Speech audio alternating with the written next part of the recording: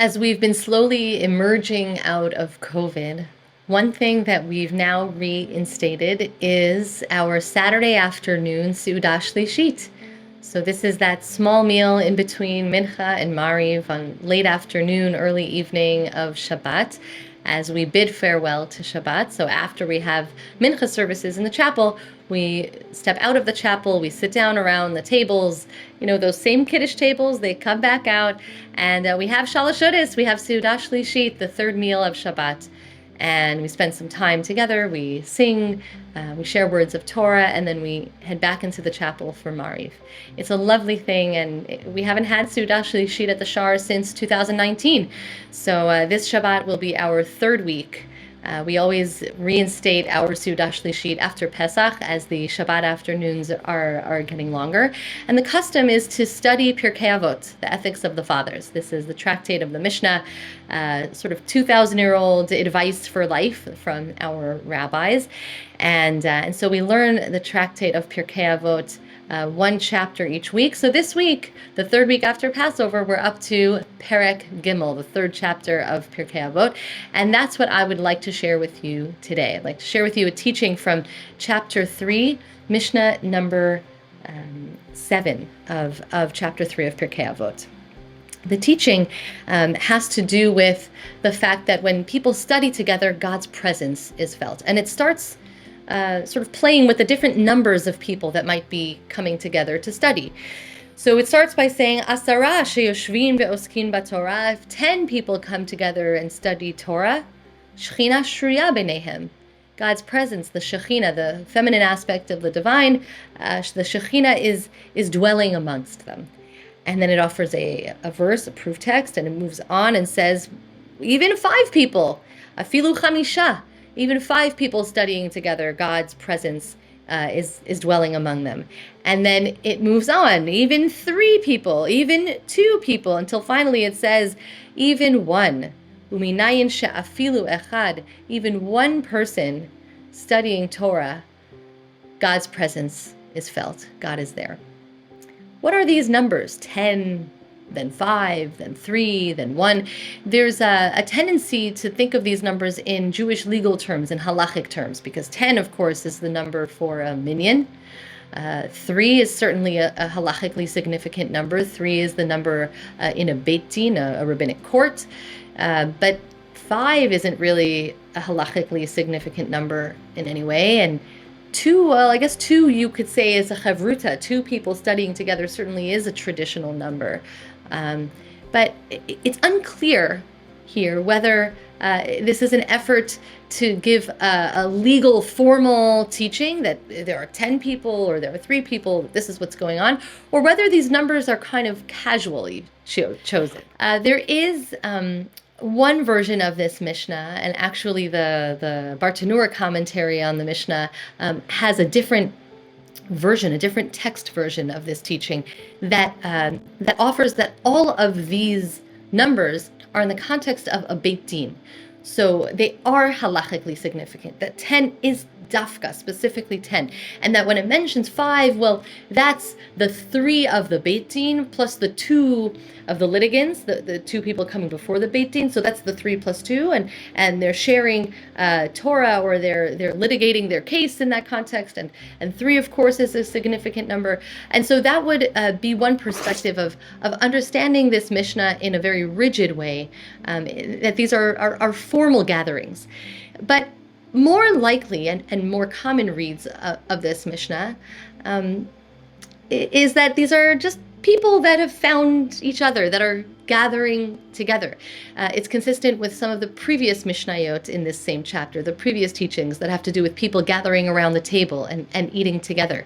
And in fact, during the time of the Mishnah, when this was written, it would have been very important that the rabbis assert the fact that God's presence was felt even in a small group, because that's what was happening. The temple was destroyed, and there was no longer one central place where everyone would encounter God. And so it was important for them to teach that even if you were just 3 people or 2 people or even 1 person studying words of Torah, that this too was a way to find a connection to God. And so these are informal gatherings. These are, ways of trying to understand or re-understand what it means to be in community, even if we don't have the formal structures that we used to have. We would like 10 people, but maybe it's only 5, and maybe it's 3, and maybe it's 2, and maybe it's just me. And can that also be a way of accessing God, of finding a connection with my Judaism?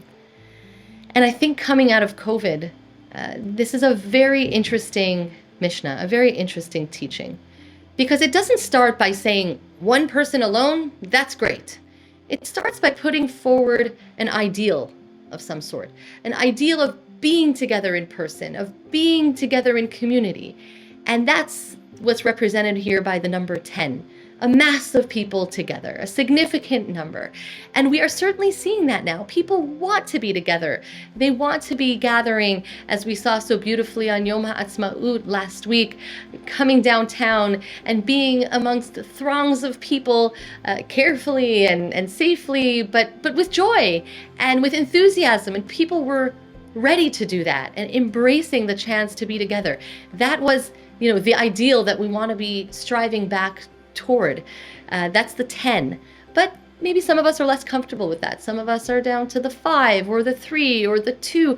And I think we're struggling with this right now because we want to be back in person, but we're not all sure that we're ready. And here we are still speaking to each other through video screen, through a computer screen.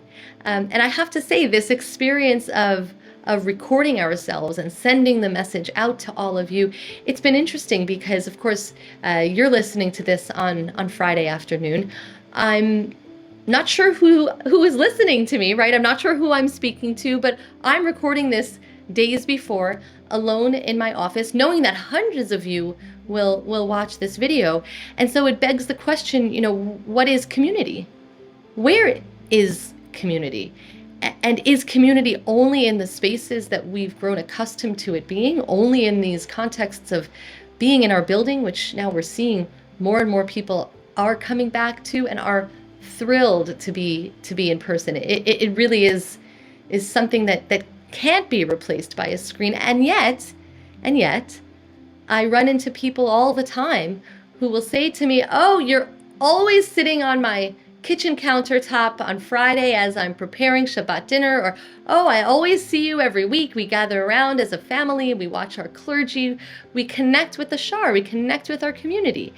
And that too, of course, is Torah study. That too is what the rabbis are describing as just 2 people or even one person. Even one person dedicating himself or herself to studying Torah or to finding time for their Jewish life. God is there too. There is meaning and purpose and connection there too. And so I think this question of where is community is something that was very relevant even 2,000 years ago, as the Jewish people were emerging out of temple times, as change was afoot. And there was a lot of uncertainty around that change. And what the rabbis are teaching in these Mishnayot of Pirkei Avot is that it may not look the way it looked before, but this is still significant. God is here. Judaism is here.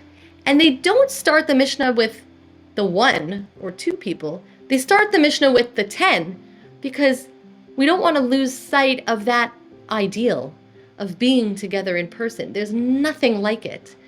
But this too is Torah. This too is community. Just you and me like this. This too is meaningful. And so whatever your Shabbat looks like, whether you're gathered around a big table with many family or friends, or whether it's really even just you, I think this Mishnah is telling us that that's okay. That counts too. And we strive for an ideal. We strive for being back in person. I certainly want to see you here with us at the Shar, but this is also a wonderful way to share Torah together before Shabbat. And so with that, I wish you a peaceful Shabbat, a Shabbat Shalom. Hope to see you here soon.